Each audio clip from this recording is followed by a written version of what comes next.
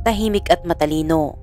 Iyan ang pagkakakilala ng marami kay Yuki Endo, isang estudyanteng hindi palaimik pero biglang nahalal bilang leader ng student council.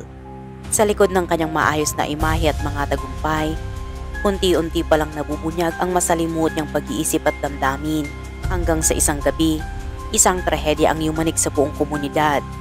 Isang pamilya ang nawala sa gitna ng apoy at ang itinuturing na dahilan ay ang binatang akala ng lahat ay mabait at walang masamang intensyon. Ito ang kaso ni Yuki Endo, isang trahedyang yumanig sa buong Japan at nagmarka ng kasaysayan sa korte. Ano kaya ang nagtulak sa isang kabataan na tahakin ang madilim na landas? Alamin natin ang buong kwento sa episode natin ngayong araw na ito.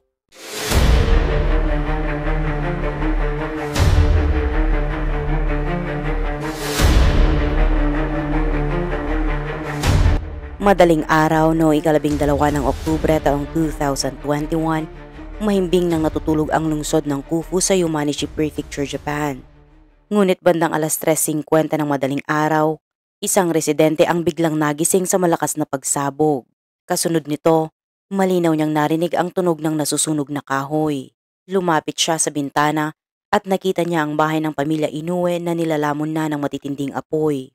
Makapal na usok ang sumisingaw mula rito at unti-unting kinakain ng apoy ang buong estruktura.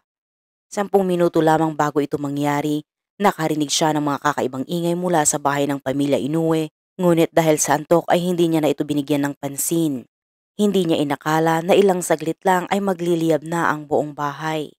Agad niyang tinawagan ang mga otoridad para i-report ang sunog habang taimtim na nagdarasal na sana'y ligtas ang buong pamilya Inoue. Pagkatapos makipag-ugnayan sa pulisya, lumabas siya ng bahay upang tumulong.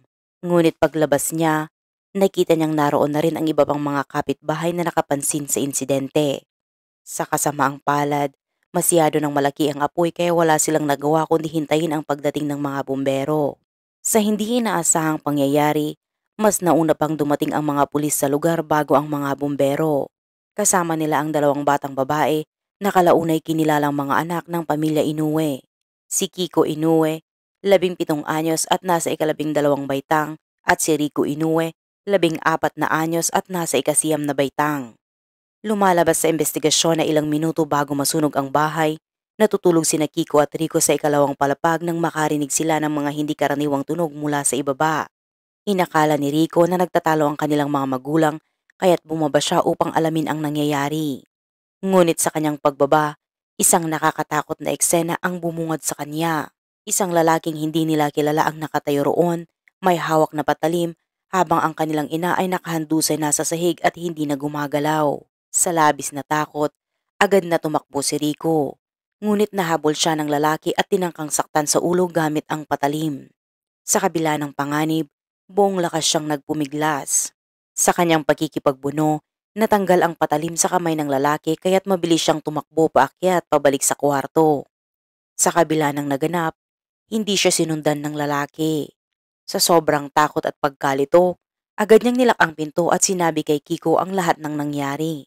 Sa unay nataranta si Kiko pero kalaunay kalmadong nag-isip. Alam niyang hindi ligtas sa loob ng bahay lalo na't nasugatan ang kanyang kapatid. Kailangang makalabas sila agad mula sa kanilang bahay. 3:50 ng madaling araw, buong tapang na kumilos ang magkapatid. Tumalon sila mula sa ika-2 palapag papunta sa bubong ng karugtong na carport, saka maingat na bumaba sa lupa. At dahil sa labis na takot, nakalimutan na nilang magsapatos. Naglakad silang nakayapak sa tahimik na mga kalsada ng gabi. At matapos ang ilang distansya, nang makaramdam sila ng pansamantalang kaligtasan, huminto muna ang magkapatid at kahit kinakabahan at nanginginig, kinuha ni Kiko ang kanyang cellphone para tumawag sa mga pulis. Halos hindi na malinaw ang kanyang pananalita habang ipinaliwanag na may nanloob sa kanilang bahay at posibleng nasa panganib ang kanilang mga magulang dahil ang salarin ay naroon pa. Ngunit kahit nakatawag na sa pulis, hindi pa rin mapakali ang dalawa. May sugat si Rico sa ulo at patuloy itong dumurugo kaya't nagpatuloy silang tumakbo sa kalsada hanggang sa makarating sila sa isang 24-hour convenience store. Mga 500 metro ang layo mula sa kanilang bahay. Dito, isinumbong nila sa clerk ang lahat ng nangyari. Kaagad naman na kumuha ng first aid kit ang clerk at ginamot ang sugat ni Rico. Natakot nang bumalik sa bahay ang magkapatid, kaya't nanatili sila sa loob ng tindahan habang hinihintay ang mga pulis. Di nagtagal, habang nasa loob sila ng tindahan, nakita nilang sumiklab ang isang makislap at matingkad na kulay kahel na pulang apoy sa di kalayuan. Hindi pa nila alam noon na ang nasusunog na bahay ay ang kanilang bahay pala. Pagdating ng mga pulis, agad silang dinala pabalik sa pinangyarihan ng krimen. Maya-maya lang ay dumating na rin ang mga bumbero at sinimulan ang pag-apula ng apoy. Habang ginagawa nila ito, nagsimula na ring magsiyasat ang mga pulis sa mga posibleng saksi at kahina-hinalang tao sa paligid. Isang pulis ang nakakita ng kahina-hinalang lalaki malapit sa lugar, ngunit nang lapitan na ito para tanungin, bigla itong tumakbo ng mabilis. Alas 7 ng umaga, nang lumiwanag na ang paligid, tuluyan nang naapula ang apoy. Dahil gawa sa kahoy ang bahay at sobrang lakas ng apoy, halos buong estruktura ay natupok. Iilan na lamang ng mga poste sa unang palapag ang natira at halos bumigay na rin ang mga iyon. Dahil sa sobrang lakas ng sunog, pati ang unang palapag ng katabing bahay ay nadamay din. Matapos maapula ang sunog, agad na kinordona ng mga otoridad ang lugar. Para itong eksenang kuha mula sa trahedya. Wasak ang lahat at dahil sa kombinasyon ng apoy at tubig, maraming ebidensya ang nasira. Gayunpaman, sa masusing investigasyon, may natuklasan ang mga pulis na ilang gas canister sa paligid. Palatandaan na hindi aksidente ang sunog, kundi sinadyang gawin. Sa gitna ng naiwang guho ng nasunog na bahay, natagpuan ng mga pulis ang dalawang sunog na bangkay. Nakahiga ang mga ito ng tuwid at walang senyales na nagpanik o nagpumiglas. Kaya't hinala ng mga otoridad, baka patay na sila bago pa man magsimula ang sunog. Bagamat halos hindi na makilala ang mga mukha, pinaniniwalaang sila sina Mr. at Mrs. Inoue. Kalaunay kinumpirma ng forensic exam na sila sina Morigi Inoue, 55 taong gulang, at Aki Inoue, 50 taong gulang.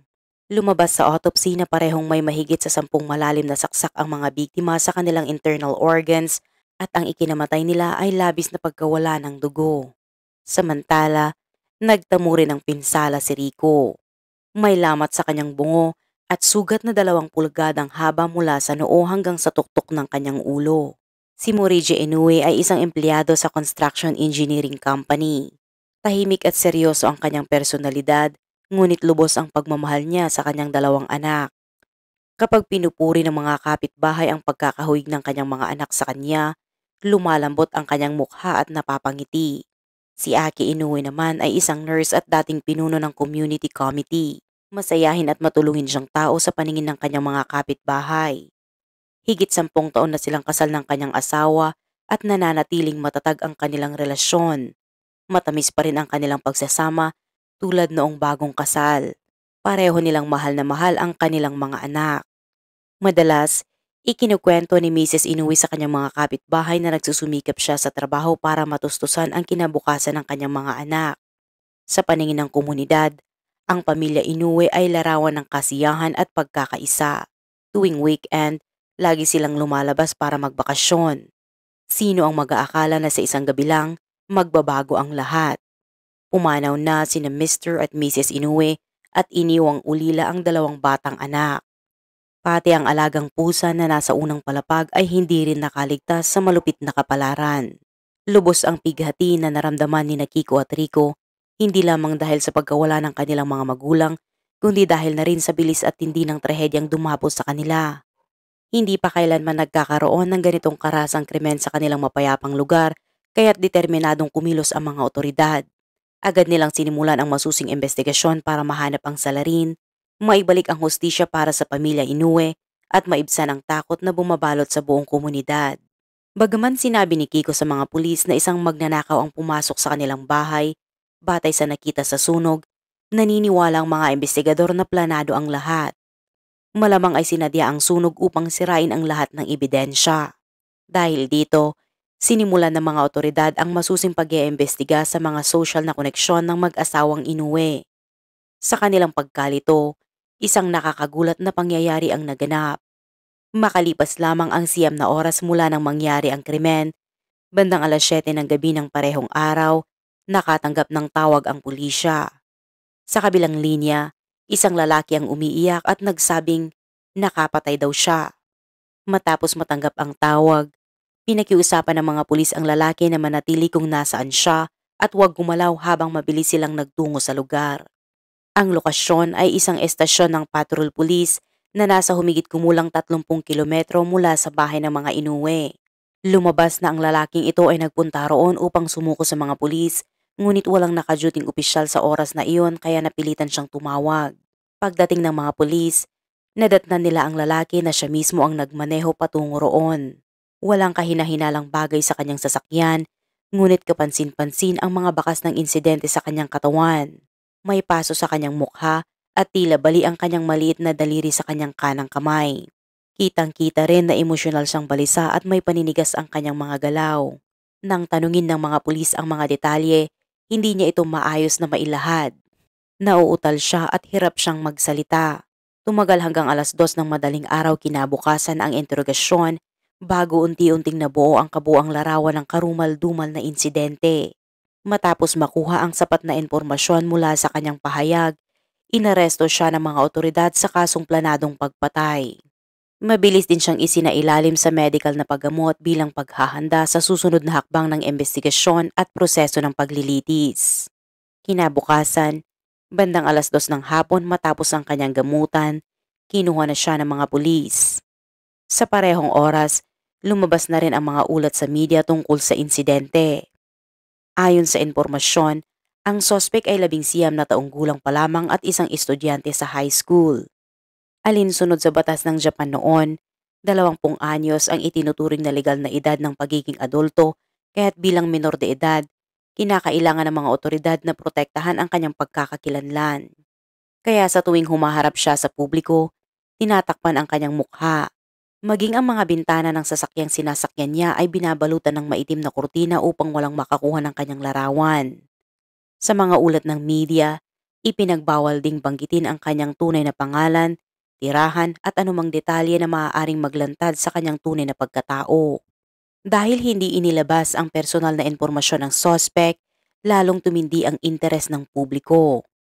Ilang araw lamang matapos ang insidente, nag-viral sa internet ang samut-saring espekulasyon tungkol sa tunay na pagkakakilanlan ng sospek. May nagsabing ang apelyido niya raw ay Okamoto at may ilan namang nagsabing ito ay Yoshida. Ayon pa sa iba, maputlang kulay ng ginto ang kanyang buhok, matapang ang itsura at nakakatakot ang kanyang presensya.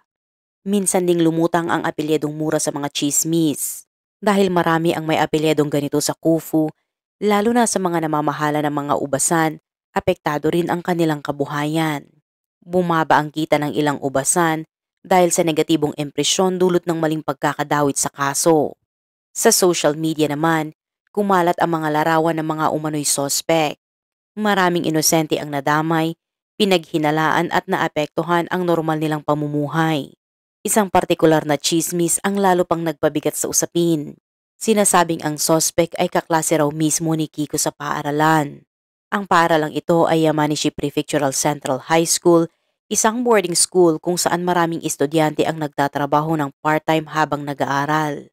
Habang patuloy ang pagkalat ng mga usap-usapan, naging masalimot ang sitwasyon sa loob ng eskwelahan. Nagsimulang maghinala ang mga estudyante sa isa't isa. Lahat ng biglaang hindi pumasok ay naging sentro ng chismis. Bukod sa kuryosidad kung sino ang suspect, nais din ng publiko na malaman kung ano ang naging motibo nito laban sa pamilyang Inoue. Ngunit si Kieko na may kinalaman sa kaso ay piniling hindi ilahad ang anumang detalye tungkol sa pinagmulan ng galit ng suspect. Dahil dito, mas dumami pa ang haka-haka.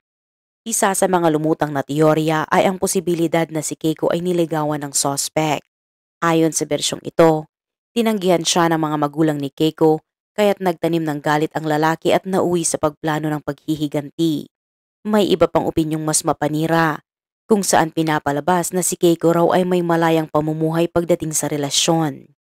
Ayon sa mga chismis, isa umano sa mga manliligaw ni Keiko ang sospek at nang malaman ng lalaki ang tunay na estado ng kanyang relasyon sa iba, tila nawalan ito ng kontrol sa emosyon.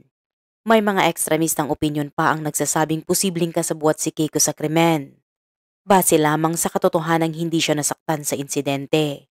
Ngunit ang katotohanan tungkol kay Keiko ay lubos na salungat sa mga mapanirang paratang. Simula pagkabata, Kilala si Keiko sa kanyang payak at inosenteng kagandahan. Malalaki at bilog ang mga mata at may itsurang parang isang protagonistang babae sa shoujo manga. Marunong din siyang tumugtog ng piano at magpinta. Sa paaralan, mahiyain man siya nung una, nagpakita pa rin siya ng kabutihang loob at respeto sa lahat. Sa pamamagitan ng tuloy-tuloy na pagsisikap, naging mas kumpiyansa siya sa sarili at maayos na nakisama sa mga kaklase. Aktibo rin siya sa mga extracurricular activities. Miyembro siya ng baseball club at drama club kung saan pinapakita niya ang husay sa pagsusulat ng mga script.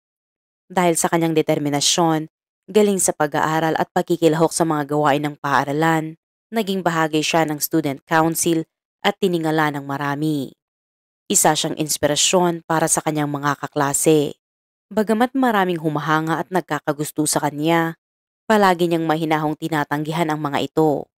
Ngunit nang mangyari ang trahedya sa kanilang pamilya, si Keiko ay biglang naging sentro ng hindi kanais-nais na atensyon. Ang biglaang pagkawala ng kanyang mga magulang ay isang matinding kirot na halos hindi niya kinaya. Subalit mas lalong bumigat ang kanyang dinadala nang pumasok ang mga espekulasyon ng publiko. Sa social media, kaliwat kanan ang mga opinyon mula sa mga taong hindi naman talaga niya kilala. Lahat ay may sinasabi tungkol sa kanya at may ilan pang ang tahasang naninisi. Dahil sa matinding pressure na yon, hindi na siya makapag-focus sa pag-aaral at unti-unting naapektuhan ang normal niyang pamumuhay araw-araw. Pagkalipas lamang ng 9 na araw mula nang mangyari ang trahedya, habang sensitibo pa ang kalagayan ng investigasyon, isang pahayagan ang naglabas ng impormasyon tungkol sa sospek. Nilabag nito ang mga regulasyon na nagpoprotekta sa mga menor de edad. Dahil dito, umani ito ng matinding batikos mula sa publiko at mga legal na eksperto na nagsabing lumabag ito hindi lamang sa etika ng pamamahayag kundi pati na rin sa mga umiiral na batas. Hindi ito ang unang beses na nilampasan ng nasabing pahayagan ang mga hangganan ng propesyonal na pag-uulat. Sa nakaraan, ilang ulit na rin nilang isinapubliko ang impormasyon tungkol sa mga kabataang sangkot sa krimen sa kabila ng mga legal na pagbabawal. Gayunpaman, iginiit ng pahayagan na sa pagkakataong ito ay napagpasiyahan nilang ibalita ang kaso sa ganitong paraan dahil sa bigat ng krimen. Isa itong planadong pag-atake na may malulubhang kahihinatnan. Ilang buwan bago mangyari ang insidente, ipinasa ng Japanese Parliament ang panukalang batas na nagpapababa sa legal na edad ng pagiging adulto mula 20 pababa hanggang sa 18 taong gulang. Kasabay nito, binago rin ang batas para sa mga kabataang lumalabag sa batas. Dito ipinakilala ang kategoryang special minor na tumutukoy sa mga edad 18 hanggang 19. Sa ilalim ng bagong patakaran, pwede na silang patawan ng mas mabigat na parusa tulad ng mga matatanda. Ayon sa bagong batas, kapag naindik na ng mga prosecutor ang ilang special minor, maaari ng ilantad ng media ang kanilang pagkakakilanlan at imahe. Subalit sa kasong ito, dalawang dahilan kung bakit sinabing lampas pa rin sa legal na limitasyon ang ginawa ng pahayagan. Una, hindi pa ito umaabot sa opisyal na indictment sa panahon ng ulat at pangalawa, ang bagong regulasyon na ito ay epektibo pa lamang sa susunod na taon. Dahil dito, binatikos ng maraming samahan ng mga abogado sa Japan ang ginawa ng pahayagan. Gayunpaman, dahil sa ulat na iyon, nadagdagan ang nalaman ng publiko tungkol sa kaso. Isiniwalat ng artikulo na ang pangalan ng suspect ay Yuki Endo, 19 na taong gulang, isang estudyante sa high school at kaklase ni Keiko. Isa rin siyang miyembro ng student council. Nang makilala niya si Keiko, nagsimula siyang gumawa ng maraming paraan upang mapalapit dito at naging masyadong mapagmasid sa bawat kilos ni Keiko. 12 araw bago mangyari ang insidente, bandang 1:00 ng hapon, hinarang niya si Keiko sa may paradahan ng bisikleta at inilahad ang kanyang damdamin. Bilang pagpapakita ng kanyang pagkagusto, inabutan niya si Keiko ng isang Tiffany necklace. Ngunit mahinahon itong tinanggihan ni Keiko. Ipinaliwanag niyang hindi pa sila lubos na magkakilala at ayaw niyang pumasok sa isang relasyon na walang malinaw na pundasyon. Hindi pa rin sumuko si Yuki. Ilang araw makalipas ang pagtanggi, sinundan niya ng palihim si Keiko pauwi mula sa paaralan at doon niya natuklasan ang tirahan nito. Sa mga sumunod na araw, hindi siya tumigil sa pangungulit. Niyaya niya si Keiko sa hapunan at nagpadala ng mga mamahaling gamit sa bahay nila nang walang paalam. Noong ika-7 ng Oktubre, dahil sa patuloy na panggugulo, Napilitan si Keiko na pumayag na lumabas para sa isang hapunan. Isang desisyong ginawa niya hindi dahil gusto niya, kundi para matapos na ang pangungulit. Ngunit para kay Yuki, maling interpretasyon ito. Inakala niyang tinanggap na siya ni Keiko kaya't naging mas aktibo siya noong gabing iyon. Ngunit sa halip na mapalapit, lalo lamang napatunayan ni Keiko na hindi sila tugma.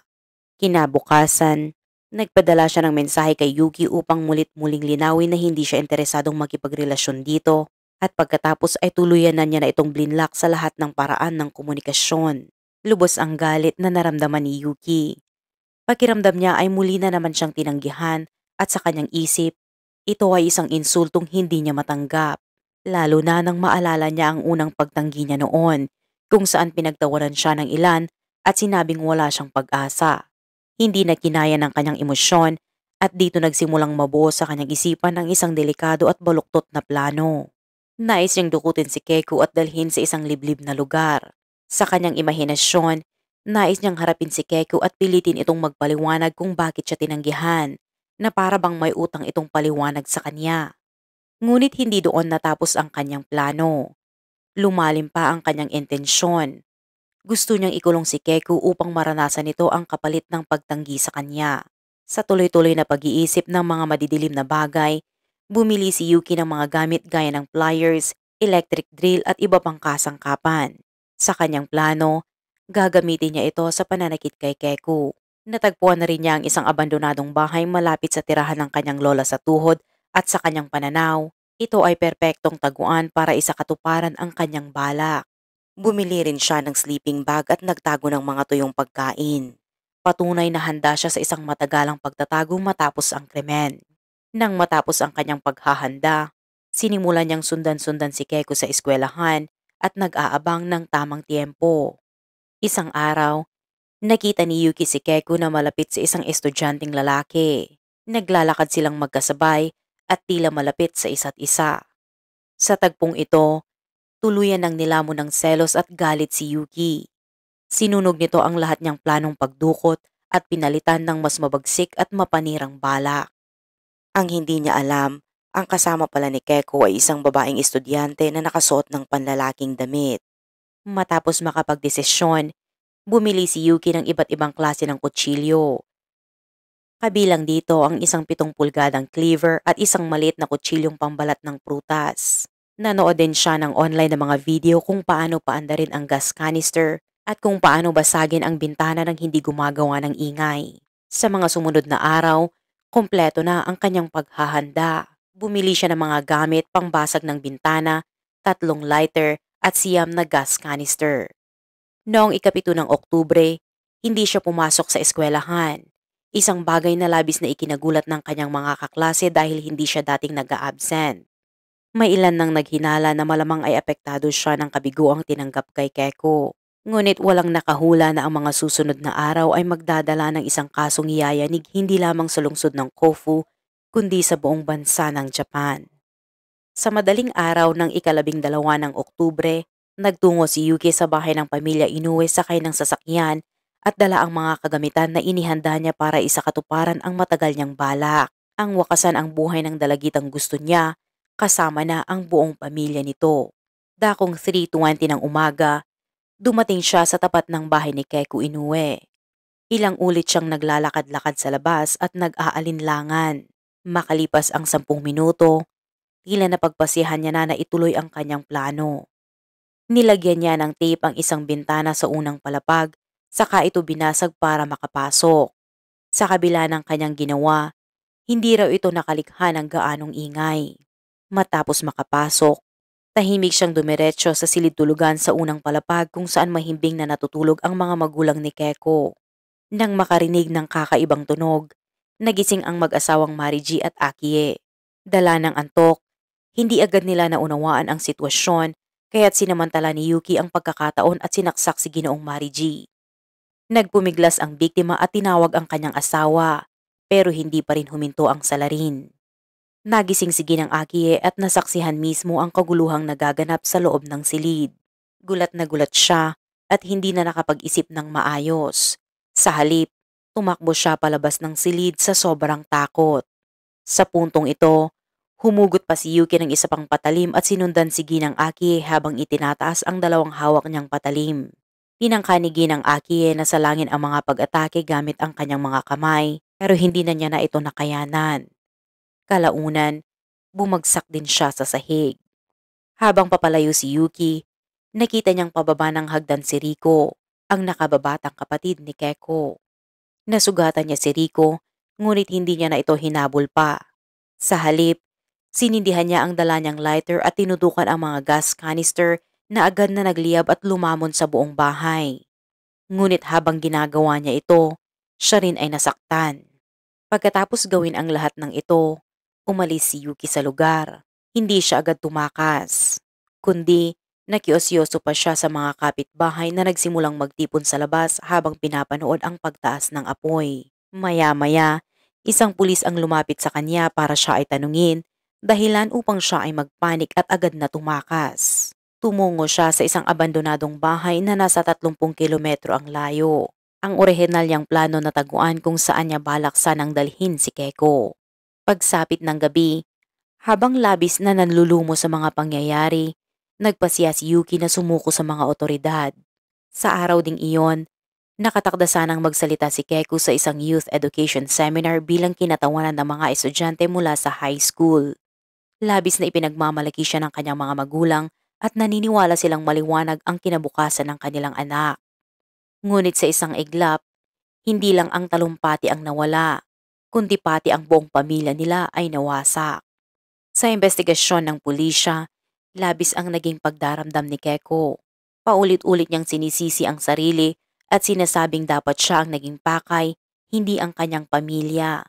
Hindi niya matanggap na dahil sa kanya, nadamay ang kanyang mahal sa buhay at siya lang ang hindi nasaktan.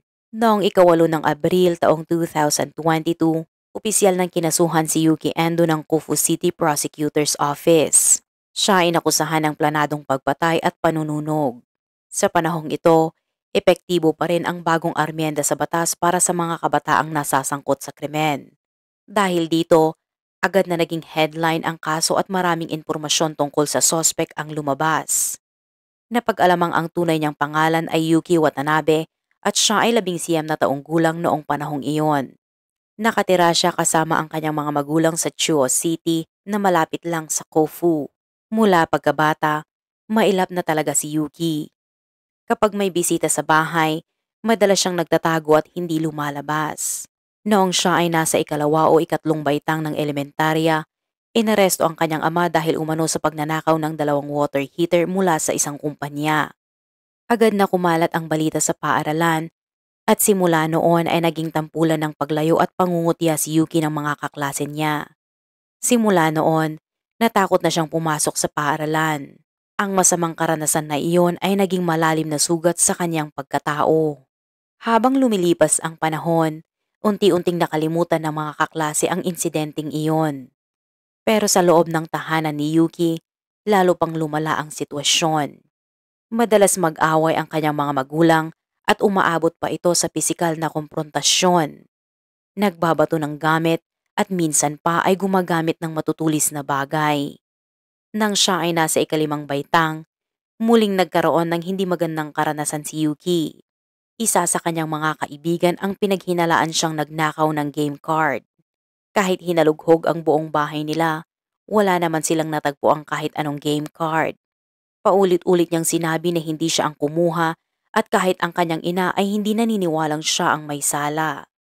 Iniisip ng ina na sinisiraan lamang ng ibang magulang ang kanyang anak para hindi ito makipaglaro sa kanya. Pagtungtong ni Yuki sa edad na 12, pinatransfer siya ng kanyang ina sa ibang paaralan. Ngunit kumalat pa rin ang chismis. Ang mga magulang ng kaibigan niyang iyon ay nagalit at sinabing sinasanay daw si Yuki sa maling pag-uugali dahil sa labis na pagpapalampas ng kanyang ina. Nang siya ay nasa 6 na baitang, naging sobrang interesado si Yuki sa isang manga na tinatawag na Death Note. Ikinuwento pa raw niya sa mga kakilala na sa pamamagitan lamang ng pagsusulat ng pangalan ng isang tao ay pwede raw nitong alisin ang isang problema. At tila nais din niyang maranasan iyon. Habang tumatagal, mas lumalala ang gulo sa kanilang pamilya. Nauwi rin ito sa hiwalayan ng kanyang mga magulang. Ilang buwan lang ang lumipas, muling nag-asawa ang kanyang ina. Sa edad na 13, binago ni Yuki ang kanyang apelyido mula sa Watanabe tungo sa Endo. Nagkaroon din sila ng bagong miyembro sa pamilya at nagkaroon siya ng nakababatang kapatid. Ang kanyang bagong ama ay isang may kayang lalaki kaya't unti-unting gumanda ang takbo ng buhay ni Yuki. Bago pa man siya makapagtapos ng elementarya, may sarili na siyang iPhone at minsan pa ay nagdala siya ng mamahaling golf club sa paaralan, bagay na kinainggitan ng ilan sa kanyang mga kaklase. Pero sa kabila ng maranyang pamumuhay, hindi naging maganda ang relasyon ni Yuki at ng kanyang ama na itinuturing. Sa isang pagkakataon, habang naglalaro siya sa ilog, nahulog siya sa tubig. Sa halip na tumulong agad, pinanood lang siya ng kanyang stepfather habang nahihirapan at tumatawa pa raw ito. Pagkaligtas kay Yuki, sinabi pa raw ng lalaki kung sino raw sa tingin nito ang nagdesisyong hayaan siyang mabuhay. Mula noon, natakot na si Yuki sa kanyang ama-amahan.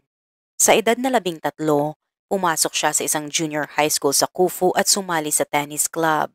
Noong tag-init ng kanyang unang taon, nag-organisa ng outdoor activity sa kagubatan ang kanilang paaralan. Dito niya na raw naranasan ang ilang masasayang sandali ng kanyang kabataan. Ngunit hindi ito nagtagal. Pagkatapos niyang matalo sa isang tennis match, pinagalitan siya ng kanyang coach. Dahil dito, nagpasya siyang umalis sa tennis club. Dahil sa pagdating ng kanyang bagong kapatid na babae, naging masikip ang kanilang apartment. Kaya naman, nagpasya ang kanyang amain na magrenta ng isa pang unit sa katabing apartment at pinatira si Yuki roon ng mag-isa. Pumayag din ang kanyang ina sa ganitong setup.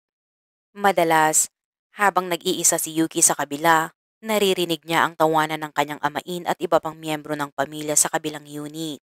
Sa bawat tawa, pakiramdam niya ay parang hindi siya kabilang, na para bang silang tatlo lang ang tunay na pamilya at siya ay isang labis na elemento lamang. Ngunit hindi rin nagtagal ang ganitong buhay. Sa edad na 14, pumanaw ang kanyang amain dahil sa sakit. Sa buong panahon ng junior high school, halos hindi siya napapansin. Wala siyang halos kaibigan at tila ba hindi siya umiiral sa paligid. Pagsapit ng high school, nagpasiya si Yuki na baguhin ang kanyang sarili. Umaasa siyang makakahanap siya ng maayos na trabaho sa hinaharap kung siya ay magsisikap ngayon. Kaya sinimulan niyang kumilos ng mas positibo. Ipinakita niya ang matinding determinasyon upang makasabay sa kapaligiran ng paaralan. Hindi siya nalilate at palagi siyang nagsusulat ng detalyadong mga tala. Malinaw ang kanyang disiplina pero kahit nagsikap siya, nahirapan pa rin siyang makasabay dahil sa mahinang pundasyon ng kanyang kaalaman. Sa huli, kinailangan pa niyang ulitin ang isang taon. Sa kabila nito, hindi siya tumigil sa pagsusumikap. Napansin ito ng kanyang guro at maging ang mga pinuno ng student council. Gayunpaman, sa labas ng paaralan, may mga palatandaan na hindi maayos ang kanyang kalagayang mental. Minsan, tatawa siya ng malakas ng walang dahilan sabay sabing may naisip lang siyang nakakatawa. May mga pagkakataong ding nakikita siyang pabulong na nagsasalita sa sarili, bagay na hindi nauunawaan ng mga tao sa paligid niya. Sumali rin siya sa mga radio broadcast ng paaralan. Sa likod ng mikropono, malinaw at masigla ang kanyang boses, kaya't napansin ng lahat ang kanyang galing sa komunikasyon. Pero kapag tapos na ang broadcast, agad siyang bumabalik sa pagiging tahimik at mahiyain. Lalo itong naging kapansin-pansin tuwing may school activities. Habang ang ibang estudyante ay abalang nag-uusap at nagkakasiyahan, si Yuki ay tahimik na nakaupo sa isang sulok, nag-iisa at abala sa pagtitiklop ng papel para gawing paper darts. Nang umibig siya kay Keiko Inoue, isang maganda at matalinong estudyante, mas naging aktibo si Yuki sa pagpapakita ng kanyang sarili. Sumali siya sa baseball club na kinabibilangan ni Keiko at aktibong lumahok sa mga aktibidad nito. Sa kalaunan, dahil na rin sa tiwala ng dating student council president at sa kakulangan ng ibang kakumpetensya, si Yuki ang napiling maging bagong student council president. Labis na ikinagulat ito ng maraming estudyante. Dati kasi tahimik lang siya at hindi mahilig magpakitang gilas. Noong Abril ng taong 2021, nang formal na siyang naging presidente ng student council, Nagsimula siyang mag-ayos ng kanyang sarili. Pinagupitan niya ang kanyang kilay, binago ang kanyang hairstyle at umaasang mapapansin siya ni Keiko. Nagulat ang lahat sa kanyang bagong anyo at marami ang nagsabing mas gumwapo siya. Sa cultural festival ng paaralan noong taong ding iyon, kahit na may mga restriksyon dahil sa COVID-19 pandemic, naging masigasig si Yuki at ang ilang estudyante sa pag-eembento ng disinfectant spray bottles. Nilagyan nila ito ng disenyo ng isang maalamat na ibon at lahat ng bote ay ibinigay sa paaralan bilang tulong sa kalinisan. Ang ibong inilagay sa label ay hango sa isang alamat noong 1858. Isang ibon na may dalawang ulo ang sinasabing nagpapakita kapag may paparating na epidemya. Ang isang ulo ay itim at ang isa naman ay puti, pero parehong itim ang kulay ng mga paa. Ayon sa mga kwento, unang nakita ang ibon noong 1857 sa Mount Hukasan sa Ishikawa Prefecture. Naniniwala ang mga tao na ang pagsamba sa ibon na iyon ay makakatulong para makaiwas sa sakit. Noong Abril ng 2020, ipinakilala ng Yamanashi Prefectural Museum ang imahe ng ibon na ito bilang simbolo ng proteksyon sa gitna ng pandemya. Naging viral ito sa Oktubre ng taong iyon, kaya't nang likhain ni Yuki ang disinfectant spray, agad itong pinuri ng mga otoridad at nilathala pa sa lokal na pahayagan. Iniisip ni Yuki na sa pamamagitan ng lahat ng ito, mahuhulog na rin ang loob ni Keiko sa kanya. Pero kabaligtaran ang nangyari. Sa bahay, nagkaroon sila ng hindi pagkakaunawaan ng kanyang ina tungkol sa trabaho pagkatapos ng high school. May naisa ng ayusin na trabaho para kay Yuki ang kanyang ina, pero mariin niya itong tinutulan. Pakiramdam niya, mawawalan ng saysay ang lahat ng kanyang pagsusumikap sa paaralan kung tatanggapin niya ang trabahong iyon. Dagdag pa rito, iniisip niyang kukunin lang din ng kanyang ina ang kanyang kikitain sa trabahong iyon. Nang tuluyang hindi tanggapin ni Keiko ang kanyang damdamin, lalo siyang nagalit at nawalan ng kontrol sa sarili. Mula rito, pinili na niya ang isang madilim na landas na hindi niya na mababalikan. 2 taon matapos ang krimen, sinimulan na ang paglilitis kay Yuki Endo sa Kofu City Court. Kinasuhan siya ng premeditated murder, arson at iba pang kaugnay na kasalanan. Sa pagharap sa mga paratang ng prosekusyon, nanatiling tahimik si Yuki. Ayon sa depensa, malupit ang pinagdaanan ni Yuki habang lumalaki at ito raw ang naging dahilan ng pagkakaroon niya ng mental disorder na siyang nagpapawalang bisa umano sa kanyang pananagutang kriminal. Ngunit kumuha ang prosekusyon ng isang psychiatrist upang magsagawa ng pagsusuri at pinabulaanan nito ang pahayag ng depensa. Tumagal ang kaso ng 21 court sessions at nagtapos ito noong 18 ng Enero taong 2024. Sa pagkakataong ito, hindi natahimik si Yuki. Inamin niya ang kanyang mga ginawa at nagpahayag siya ng pagsisisi. Gayunpaman, tumanggi siyang humingi ng tawad sa mga biktima. Nagpakita si Keiko inuwi sa korte sa pamamagitan ng video call at sinabi niyang palagi siyang may dalang guilt na kung hindi dahil sa kanya, hindi madadamay ang kanyang pamilya. Ngunit dahil sa takot na muling mapag-initan at para na rin maprotektahan ang kanyang kapatid na si Rico, hindi na siya nagbigay ng mas marami pang pahayag. Matapos ang paglilitis, ibinaba ng korte ang hatol. Guilty si Yuki Endo sa kasong premeditated murder, arson at iba pa. At ang kanyang sentensya, kamatayan. Tumutol ang kampo ng depensa at nagsumiti ng apela sa Tokyo High Court. Pero kinabukasan lang, sa kahilingan ni Yuki mismo, binawi ng kanyang abogado ang apela. Mabilis na kumalat sa media ang balita tungkol sa kanyang sentensyang kamatayan. Sa panig ng kanyang pamilya, tanging ang kanyang ina ang labis na nasaktan. Ito ang kauna-unahang pagkakataon sa kasaysayan ng hudikatura sa Japan na may isang special minor na hinatulan ng kamatayan, kaya't naging malaking balita ito. Habang umaani ng simpatya sina Keiko at Rico na nawala ng mga magulang sa isang iglap, maraming mamamayan ang nakaramdam ng lungkot sa kabuuan ng kasong ito. Sabi nila, nagsimula ang lahat sa isang simpleng kasong pagnanakaw na ginawa ng ama ni Yuki noong siya ay bata pa lamang at naging isa itong anino ng nakaraan na hindi na nawala sa kanyang buhay. Para sa karamihan, makatarungan ang hatol. Sa pananaw nila, ito na marahil ang tanging hustisya para sa mga biktima. Sa huli, 2 batang babae ang naulila sa loob lamang ng isang gabi. Isang ina ang nawalan ng anak at ang buong bansa ay nagtanong, paano kaya ito nangyari? Ito ay isa sa mga kasong nagpapaalala sa atin kung gaano kahalaga ang gabay, suporta at pagkalinga sa kabataan. Ano ang opinyon mo sa kasong ito? May kasalanan ba talaga ang lipunan o isa lamang itong trahedyang hindi na talaga napigilan? Ibahagi ang iyong saloobin sa comment section sa ibaba. Maraming salamat muli sa panonood at magkita-kita tayo sa susunod naming kwento.